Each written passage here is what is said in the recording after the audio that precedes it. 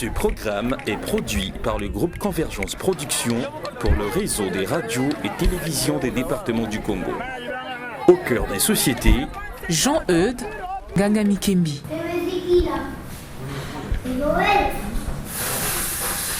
Comment? Je vais vous présenter la directrice. Ah d'accord. Donc, monsieur Jean-Hugues Ganga, ce qui vient pour réaliser réaliser l'émission. Bonjour à tous, bienvenue à cette émission Au cœur des sociétés. Aujourd'hui, nous recevons monsieur Marie-Joseph Loko, il est orthophoniste et le thème de notre émission est « Est-il possible de vaincre le bégaiement ?» Bonjour monsieur Marie-Joseph Loko. Bonjour monsieur le journaliste. Alors on le sait, aujourd'hui c'est un sujet peut-être quelque peu négligé, mais très préoccupant, le bégaiement. Pouvez-vous nous définir ce que c'est que le bégaiement ? Tout d'abord, merci de l'occasion que vous nous donnez pour parler du bégaiement. Disons d'abord que le bégaiement, c'est comme une généralité, affecte 1% de la population générale d'un pays. C'est très important. Et le bégaiement est défini, mais c'est cela sur le plan universel, comme étant une perturbation de la fluence, c'est-à-dire de l'écoulement et du rythme de la parole. Et s'il faut donner quelques caractéristiques pour que les uns et les autres sachent ce que c'est que le bégaiement, on dirait que le bégaiement se caractérise par un ou plusieurs signes qui sont les suivants. Répétition de sons ou de syllabes. Par exemple, les sons A, ou bien I, et les syllabes pa, ta, ta. Des prolongations des mots. Avant de dire maman, des interjections, des pauses à l'intérieur des mots, des substitutions qui sont observables, des substitutions donc de mots. Quelqu'un qui est en train de parler, il sait que ici je vais buter et il change de mot. Il le fait, c'est un réflexe au fait. Et puis des blocages audibles ou silencieux. Quand on observe quelqu'un qui est bègue, il y a des blocages. Il y en a qui sont audibles, mais d'autres qui sont plutôt silencieux. Des tensions, on relève aussi des tensions excessives accompagnant souvent la production de certains mots. On sait que par exemple, quand il veut dire papa, ça peut être accompagné d'un geste de la main, ou alors du pied, ou alors des battements de paupières. Et bien sûr, des répétitions de mots monosyllabiques entiers, vélo. Est-ce que l'on peut considérer aujourd'hui le bégaiement comme un handicap du fait qu'il limite l'expression de ses idées par le bègue, au même titre que le handicap sensoriel ou le handicap physique? J'aimerais commencer pour répondre à cette question par une citation de Boileau quand il dit « Ce que l'on conçoit bien s'énonce clairement et les mots pour le dire arrivent aisément. » Voilà, monsieur. Voilà. Donc, considérant cette citation, je dirais effectivement que dans le cas du bégaiement, c'est un handicap. Parce que le handicap est défini comme étant un désavantage social. Vous voyez, donc déjà, le fait que la parole, nous vivons en société, et la société, elle est faite de communication. Alors, quand vous n'arrivez pas à communiquer, vous êtes émetteur, je suis récepteur et vice-versa. Quand le message ne passe pas bien, là, il y a un désavantage pour l'un des locuteurs. Voilà. Donc, à ce niveau-là, effectivement, ça devient un handicap. Seulement, dans divers milieux, ce n'est pas encore considéré comme étant un handicap, mais c'est un handicap. Dès lors que celui qui en est affecté se sent comme diminué. Vous voyez donc le désavantage. Monsieur Marie-Joseph Loko, orthophoniste, aujourd'hui, comment peut-on reconnaître en un enfant les signes d'un bégaiement lorsqu'il est tout petit ? Bien. À cette question, je dirais d'abord que le bégaiement commence généralement pendant l'enfance. Pendant l'enfance, ceci, entre 2 ans et 5 ans environ. Parce que c'est en ce moment-là qu'effectivement, à cet âge, je veux dire, que la parole s'installe. Et il se trouve que, dans le cours normal du développement du langage, on peut observer quelques signes qui sont, par exemple, les répétitions, je l'ai dit tantôt, de sons ou de syllabes. Pour un enfant qui est en train encore de développer son langage, cela existe. Alors, quand on observe, par exemple, qu'il dit souvent ta, ta, ta, ta, donc les répétitions de syllabes, au moins 3 syllabes, au lieu de dire ta, ta, ta, ta, 2 fois, 3 fois, quand c'est déjà 3 fois, 4 fois plus, là, c'est déjà un signe. Donc, les répétitions de sons ou de syllabes supérieures à 3 peuvent faire, je dis bien peuvent faire évoquer un bégaiement. Les prolongations de sons relativement longues, voiture, là, déjà, c'est un signe d'alerte. Les blocages de syllabes accompagnés de crispations de visage. On voit un enfant qui veut dire un mot, mais il y a une crispation du visage, des tremblements des lèvres. Tout ceci peut faire penser à un bégaiement et des comportements respiratoires anarchiques. Il respire plus, on appelle cela respiration claviculaire, donc au niveau des épaules. Quand on observe tout ceci, ça peut faire penser à un bégaiement. Et puis aussi, bien sûr, la perte du contact visuel pendant au moins la moitié de l'échange. L'enfant ne vous regarde pas parce qu'il se sait inférieur, il sait qu'il y a quelque chose qui se passe. Alors, ce sont là des signes qui peuvent faire penser à un bégaiement qui n'est pas encore installé. Marie-Joseph Loco, nous allons marquer une petite pause avant de poursuivre notre émission.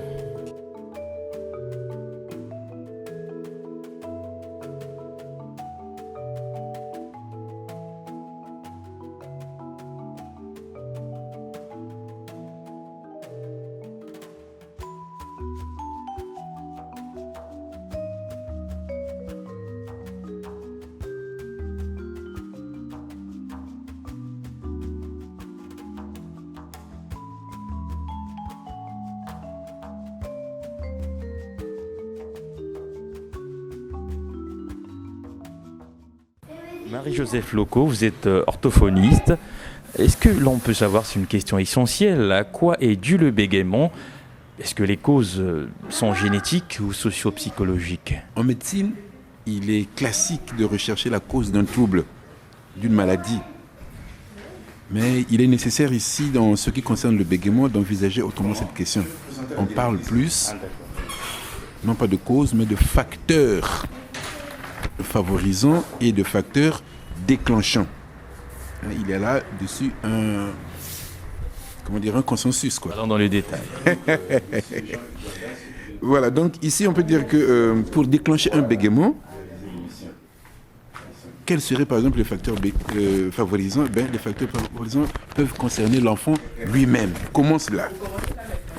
S'il y a des personnes bègues dans la famille, en particulier au premier degré, c'est-à-dire le père ou la mère, et papa et maman sont bègues, le développement du langage de l'enfant peut prendre ici un coup, parce que il va commencer par imiter la manière de parler des parents. Donc, la présence des parents bègues peut favoriser l'installation du bégaiement. À ne pas confondre avec une transmission génétique, bien sûr. Voilà donc. Là, ce n'est qu'un facteur favorisant la présence des parents bègues. Mais cela aussi peut être lié à l'environnement familial ou scolaire. L'enfant vit, par exemple, dans un milieu particulièrement agité, où tout le monde bouge, il n'a personne avec qui communiquer. Il n'y a pas très longtemps, ici, nous avons reçu dans notre cabinet quelqu'un qui nous arrive avec un enfant de 3 ans et qui est quasiment effondré. Parce que, l'enfant ne parle pas sinon par des bribes de mots. Et au cours de la consultation, de l'échange donc, que nous avons eu avec la maman, nous lui avons posé la question de savoir quelles sont les langues parlées à la maison. Il y a déjà le français, parce que maintenant au Congo, tout le monde parle français. Tendance à devenir une langue maternelle. Voilà, de langue officielle remplace carrément la langue maternelle, le français bien sûr.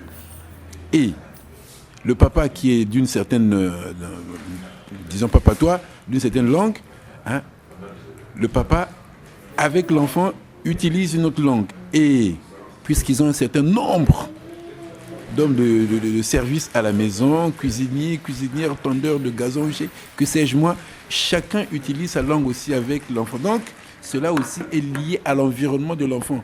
L'enfant est perdu totalement. Il ne sait plus quels sont les sons à retenir. En ce moment-là, cela aussi, toutes ces interférences peuvent faire que l'enfant, ne sachant plus se retrouver dans les sons, que le bégaiement s'installe. Mais il y a aussi des faits traumatisants. Donc, comme je le disais tantôt, des faits traumatisants la sévérité parentale dans l'éducation des enfants. Vous savez, vous êtes tellement sévère, tellement, entre parenthèses, méchant envers votre enfant que vous ne communiquez pas avec lui. Cela, il va le refouler, il va le bloquer et ça fera qu'un bégaiement puisse s'installer. Voilà à peu près les facteurs. Donc l'exigence parentale, quant à la qualité de la parole, c'est un élément aussi qui peut faire que, c'est un facteur qui peut faire que le bégaiement s'installe. Alors d'un autre côté, j'ai parlé des facteurs déclenchants. Les facteurs déclenchants sont ceux-là constitués par des événements, disons, ponctuels. Qu'est-ce que ça peut être? C'est quoi par exemple? La naissance d'un petit frère ou d'une petite sœur. Voilà, on vient me prendre ma place. Ben voilà, je n'aurai plus l'attention paternelle ou maternelle. En ce moment-là, l'enfant, il le vit très mal. Surtout s'il n'a pas été préparé, que sais-je. Combien de familles préparent l'enfant à la venue d'un second? Il n'y en a pas beaucoup dans notre pays.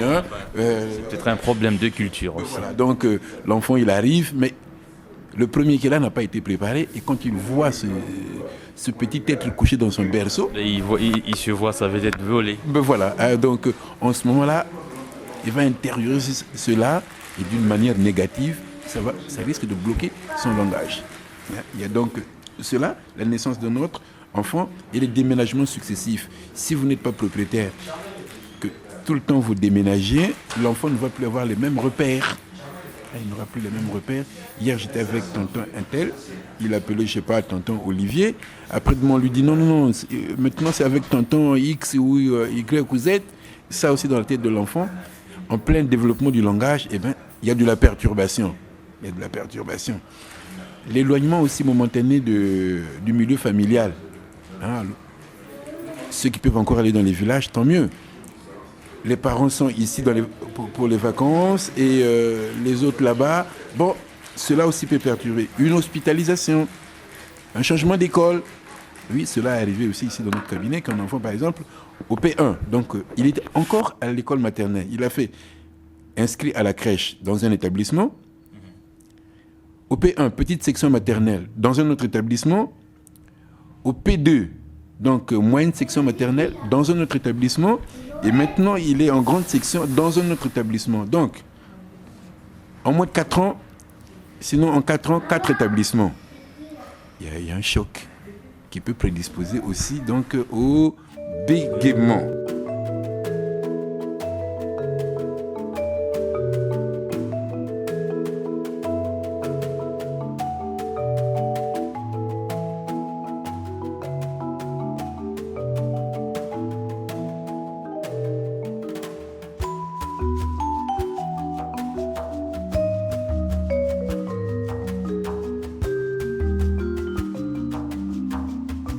Est-ce que des malformations congénitales peuvent être aussi à l'origine du bégaiement?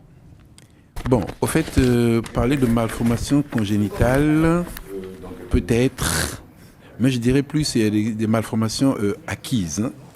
Acquises. Par exemple, un enfant qui, au cours de sa vie, est né prématuré. La prématurité peut causer effectivement un bégaiement, mais pas pour tous les enfants. Pas pour tous les enfants. Un enfant infirme moteur cérébral aussi, lui, il peut présenter un bégaiement. Cela peut arriver. Mais il y a aussi l'effet des médicaments, par exemple. Certains médicaments peuvent entraîner le bégaiement. Donc, je peux dire que le bégaiement peut être secondaire à la prise de certains médicaments. Donc là, c'est acquis. Ce n'est pas congénital, mais c'est acquis. Et donc, en ce cas-là, on parle d'un bégaiement pharmacogénique. C'est dû donc parce que quelque part, il y aurait eu épilepsie.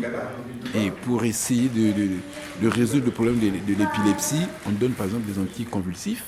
Cela peut créer, à long terme, provoquer, je veux dire, ou faire apparaître un bégaiement. Est-ce que le bégaiement part juste de l'enfance ou bien il peut aussi se manifester à un âge relativement plus avancé, 10 ans par exemple, ou 12 ans, ou encore à l'adolescence?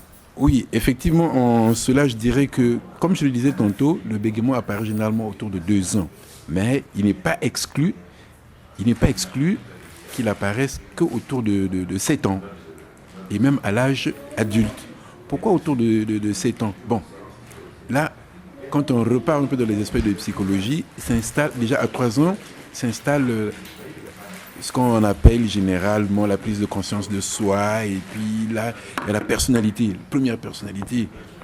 Et souvent, on est en but avec les parents. Quand l'enfant commence à vous dire non, vous n'y comprenez rien, vous voulez taper dessus, le bégaiement peut s'installer.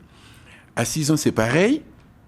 Et aussi à l'âge de la puberté, une puberté mal assumée, et un enfant qui rentre tout le temps en conflit avec les parents, à ce niveau-là, par rapport à sa puberté, eh ben, un bégaiement peut apparaître. Et comme je le disais tantôt, à l'âge adulte, il y a des maladies.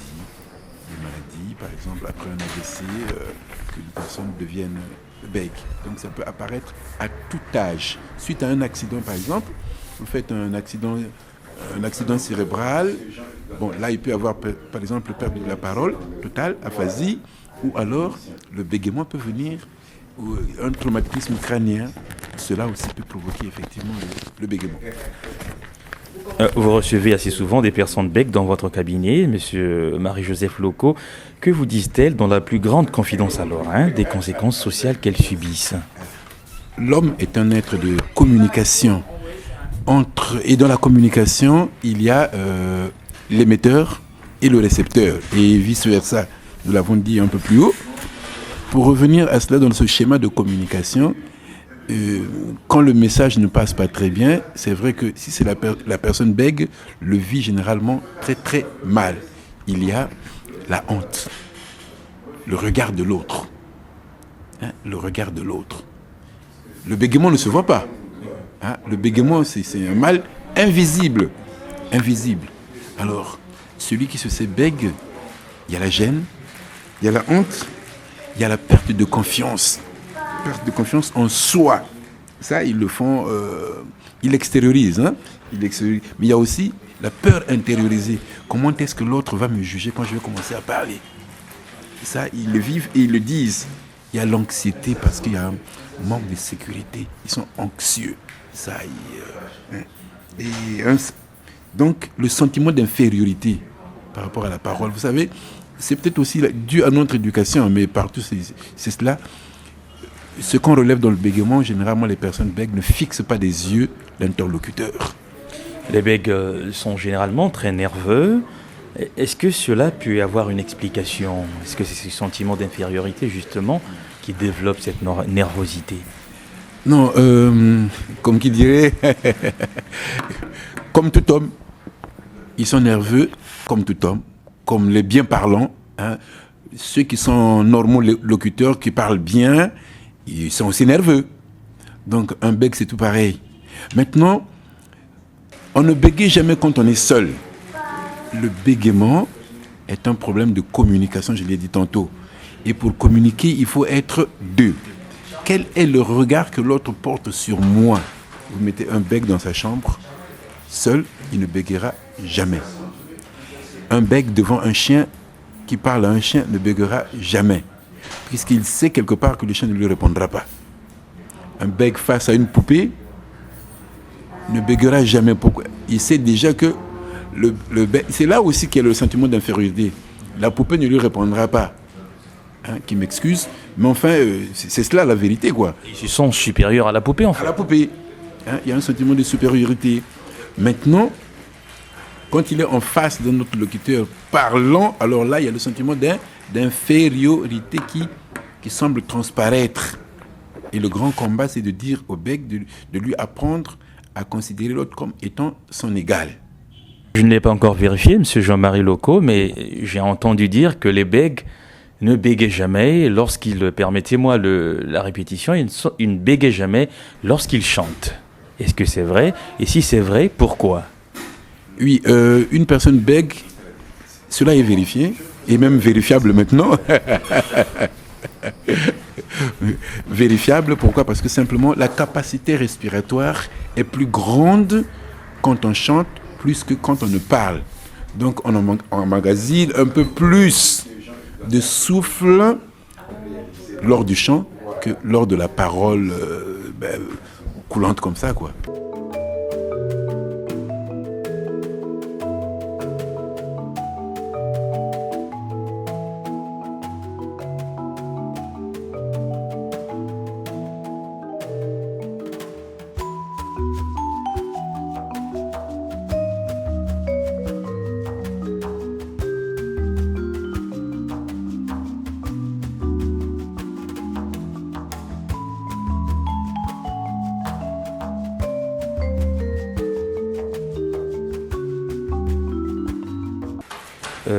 Venons-en à la question essentielle de cette émission, puisqu'il s'agit bien du thème 1. Peut-on vaincre totalement ou partiellement le bégaiement? Si oui, comment cela se fait? Quels sont les traitements que l'on administre chez le patient? Bien, belle question, bonne question et comme vous l'avez dit, essentielle pour notre émission de cette journée. Si nous considérons le bégaiement comme étant une maladie, nous dirions oui et non. Pourquoi? Par exemple, pour les jeunes enfants, il y a un accompagnement qui devrait se faire auprès des parents. Et pour les jeunes enfants, c'est possible. C'est possible. Ne disons pas pour tous les enfants, parce qu'il y a toujours un pourcentage. Je dirais le mauvais pourcentage, quoi. Il arrive que ceux-ci ne peuvent pas être guéris. Mais un jeune enfant, si on repère très tôt les signes que je venais de citer précédemment, celui-là, on peut le sortir du bégaiement. Une radio concurrente internationale, il y a une dame qui passe souvent le 22 octobre, Anne-Marie Simon. Cette personne-là était bègue. Son bégaiement a totalement disparu. C'est pour dire que certaines thérapies, certaines prises en charge, effectivement, mais c'est surtout la personnalité aussi de la personne bègue. Vous savez, elle a un vécu.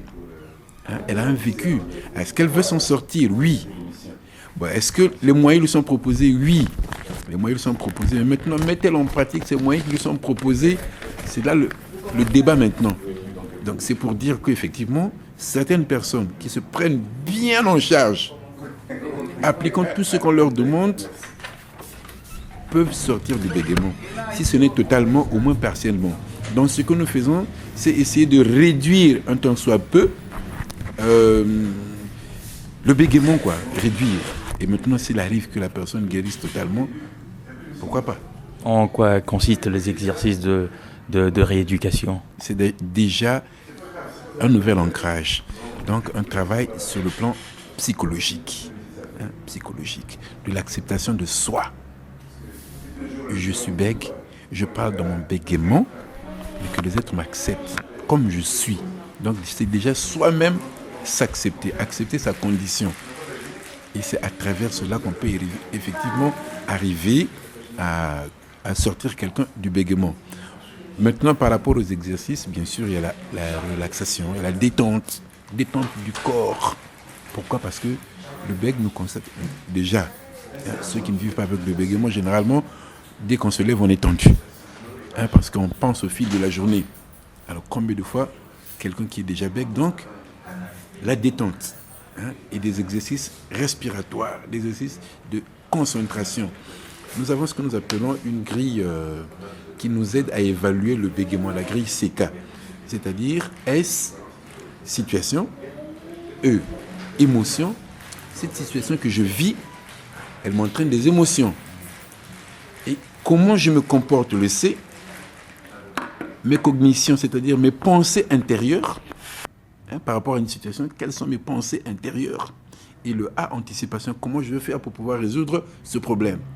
Donc, cette grille nous permet de savoir à peu près où se situe le problème du bègue. Et c'est à ce niveau-là maintenant, quand, par exemple, quelqu'un qui a été... si son bégaiement s'est installé d'une manière... du fait de la sévérité parentale. Alors, en ce moment-là, il faut faire un travail psychologique. Est-ce que la personne accepte toujours ses parents? Et à ce moment-là, le travail doit se faire ensemble avec les parents ou avec le seul bègue? Eh oui, il faut arriver jusqu'aux parents. On fait venir les parents pour leur expliquer, de créer une autre relation, une autre ambiance avec l'enfant. Parce que il y en a qui risquent de ne jamais se parler à vie. Donc, recréer un climat familial très convivial. Est-ce que le traitement tient peut-être un traitement psychologique chez les bègues qui ferait qu'il se mette dans une condition d'isolement, entre parenthèses, même s'il est en face de quelqu'un, puisque vous venez de dire que lorsqu'il s'isole, il est seul, il ne peut pas bégayer. C'est pas possible? Oui, maintenant là, donc, ce qu'on doit apprendre au bègue, c'est un nouvel ancrage, c'est-à-dire que penser que l'autre, effectivement, du point de vue psychologique, du point de vue, donc, dans le cadre de la psychothérapie, lui apprendre à accepter l'autre ou à considérer l'autre comme étant son égal. C'est ce que je disais tantôt, changer son regard. Qui doit changer son regard?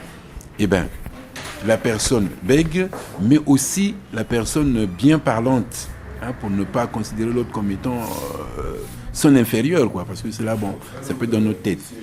Et pas que l'aspect psychologique, mais il y a aussi l'aspect, je dirais, physiologique, apprendre au bègue à contrôler ses tensions, à contrôler sa tension, donc par un certain nombre d'exercices. Nous allons marquer une petite pause. Monsieur Marie-Joseph Loko, je rappelle que vous êtes orthophoniste et que vous travaillez dans un cabinet ici au niveau de Brazzaville.